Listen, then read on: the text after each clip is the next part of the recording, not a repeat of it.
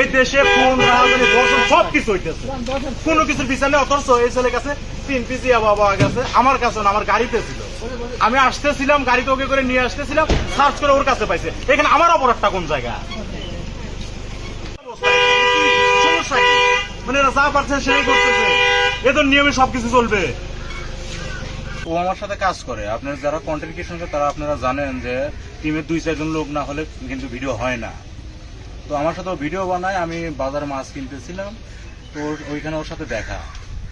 আমাকে বললো যে ভাই আপনি বাসায় যাবেন নাকি? বললাম হ্যাঁ আমি বাসায় যাবো। আমি থাকি, আমার বাসা হলো গ্রামের বাসা হলো নাগরুহাতে, আমি থাকি উল্লাপাড়াতে, আমি নাগরুহাতে ভিডিও বানাবো। তো বললাম যে যেহেতু এখানে আসিস তাহলে আমি নাগরুহাতে যাবো, তাহলে আমার সাথে চল। পরে ওর সাথে কিনে আমার বাসায় গিয়ে, এই উল্লাপাড়া বাসায় গিয়ে বাজারগুলো সব নামাই দিয়ে গাড়ি করে যাইতেছিলাম। ইতিমধ্যে স্যারটার নাম কি যেন আমার জানা নেই, স্যারটা এসে আমাদের ঠেকাইলো, ঠেকায় ওকে সার্চ করার পরে আপনার 3 পিস ইয়াবা পাইছি।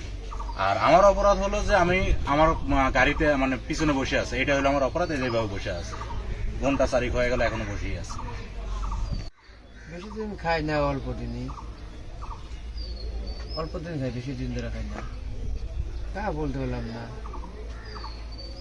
কিন্তু এটা রাতে খালি করে রাতে ঘুম হয় না, মানে তারপরেও এটা না খেলে শরীর একবারে নষ্ট হয়ে যায়, দুর্বল হয়ে যায়। যাচ্ছিল আর ইতিমধ্যে যে স্যার এসে ধরে ফেলে, ওকে চেক করে ওর কাছ থেকে এই জিনিসটা পাওয়া গেছে।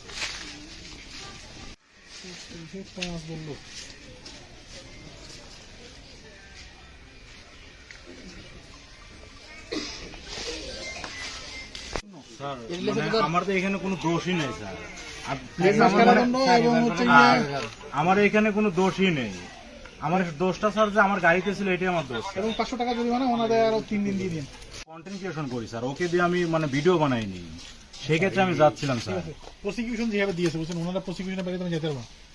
ওই যে আপনার যে ওই বাসার আব্দুর রহিমের বাসার সামনে থেকে 3 পিস ইয়াবা সহ আমরা এই যে 2 জন আসামিকে ধরছি। ওনার কাছে 3 পিস পাওয়া গেছে, উনি মোটরসাইকেলে নিয়ে আসতেছিল আর কি, বহনকারী। তো স্যারের যে 1 মাসের কারাদণ্ড আর 500 টাকা জরিমানা।